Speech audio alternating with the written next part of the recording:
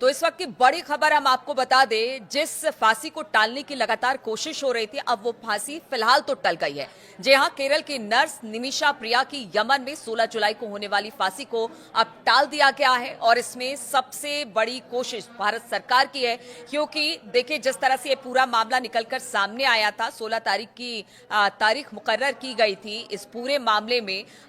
जो प्रिया है, निमिषा प्रिया, उसको फांसी देने के लिए, लेकिन भारत सरकार ने लगातार कोशिश की। कूटनीतिक मामलों से लेकर हर तरीके की बातचीत यमन में की गई और इसके बाद कहा यह जा रहा है कि नतीजा ये निकला कि इस पूरे मामले में अब जो है फिलहाल जो फांसी देनी थी, कल जो फांसी होनी थी, उसे टाल दिया गया है। देखिए, अब बातचीत आगे बढ़ेगी, ये फांसी कब होगी, क्या होगी, लेकिन फिलहाल अभी कुछ वक्त और मिला है क्योंकि लगातार भारत कोशिश कर रहा था। भारत के ईरान और यमन के साथ अच्छे रिश्ते हैं और इसी रिश्ते को लेकर ही इस पूरे मामले में कूटनीतिक तरीके से बातचीत हो रही थी। निमिषा प्रिया की फांसी को रोकने के लिए मामला कोर्ट में भी था और जो निमिषा प्रिया के वकील हैं, उनका यही कहना था कि देखिए, इस पूरे मामले में फांसी को रोका जाना चाहिए। अगर यमन की बात की जाए, वहां पर जिस तरह से ये पूरा मामला 2017 का है, जब निमिषा प्रिया ने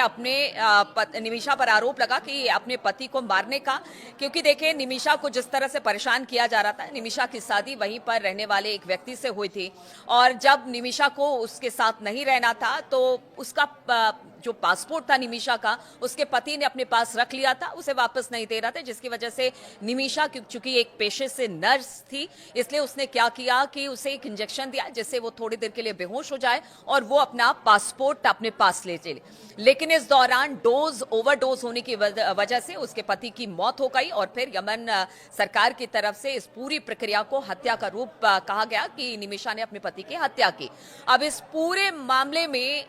16 तारीख को, यानी 2017 से मामला चलते चलते 2016 तक पहुंचा और कल अब फांसी देनी थी। लेकिन इस बीच निमिषा के परिवार वालों के लिए अच्छी खबर आई है और साथ ही साथ एक बात और आपको बता दें, जो सूफी आलिम है शेख हबीब उमर बिन हाफिज और भारत के मशहूर सुन्नी नेता कंथापरम एपी अबू बकर मुलसियार की कोशिश अब रंग लाई है, यानी कि एक बड़ी बातचीत उनकी तरफ से भी हो रही है। मंगलवार को यमन के धमार शहर में मृतक तलाल अब्दो मेहंदी के परिवार से ये मुलाकात होने वाली है। ये मुलाकात निमिषा की जिंदगी बचाने की दिशा में एक बड़ा कदम माना गया और बताया जा रहा है कि ये बातचीत अभी भी चल रही है। एक तरफ भारत की कूटनीतिक तरीके से बातचीत हो रही है ताकि निमिषा को आगे फांसी ना मिले और साथ ही साथ भारत के ग्रैंड मुफ्ती के नाम से जाने जाने वाले कंथापुरम की भी बातचीत हो रही है ताकि इस फांसी की सजा को टाला जाए, जो कि अब फिलहाल तो टल गई है। और देखिए, अब जो तलाल का परिवार है, जो तलाल है, जो कि निमिषा का पति था, उसके परिवार में कहा गया ब्लड मनी, एक वहां के कानून के हिसाब से ब्लड मनी होता है, जो कि पीड़ित जिसने किसी तरह का अपराध किया हो, वो अगर परिवार के साथ जो पीड़ित परिवार है उसके साथ सुलह कर ले तो आप पैसे देकर आपको उस परिवार से माफी मिल सकती है। तो ब्लड मनी यही है। निमिषा के परिवार वाले कोशिश कर रहे थे कि किसी तरह से तलाल के परिवार को पैसे दे दिए जाए, उनकी तरफ से माफी ले ली जाए और इस पूरे प्रकरण को यही समाप्त कर दिया जाए, लेकिन तलाल का परिवार मानने को तैयार नहीं था। करीब 5 करोड़ की पेशकश की गई थी तलाल के परिवार, जो निमिषा का पति, उसके परिवार को देने की, लेकिन उन्होंने साफ इनकार कर दिया। लेकिन अब भारत की कूटनीति के तहत अभी फिलहाल निमिषा की फांसी टल गई है। साथ ही साथ जो बड़े धर्मगुरु हैं मुस्लिम, उनकी तरफ से भी बातचीत हो रही है। तो एक सुकून भरी खबर है और एक अच्छी खबर है कि जो नर्स थी पेशे से, जो यमन गई थी अपने पति के साथ अच्छी जिंदगी बिताने के लिए, लेकिन कुछ ऐसा हुआ जिसकी वजह से उसके पति की मौत हो गई और हत्या